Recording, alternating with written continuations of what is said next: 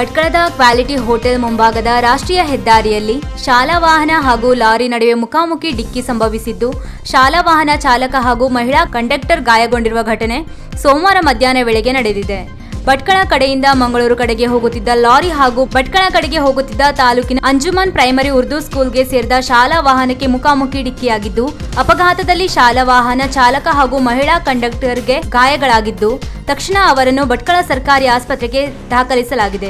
ವಿದ್ಯಾರ್ಥಿಗಳನ್ನು ಮನೆಗೆ ಬಿಟ್ಟು ಬರುವ ವೇಳೆ ಈ ಘಟನೆ ಸಂಭವಿಸಿದ್ದು, ವಾಹನದಲ್ಲಿ ಶಾಲಾ ವಿದ್ಯಾರ್ಥಿಗಳು ಇಲ್ಲದೇ ಇರುವುದರಿಂದ ಭಾರೀ ಅನಾಹುತ ತಪ್ಪಿದಂತಾಗಿದೆ. ಅಪಘಾತ ಸಂಭವಿಸಿದ ಸ್ಥಳಕ್ಕೆ ಭಟ್ಕಳ ನಗರ ಠಾಣೆಯ ಪೊಲೀಸರು ಭೇಟಿ ನೀಡಿ ಪರಿಶೀಲನೆಯನ್ನು ನಡೆಸಿದ್ದಾರೆ.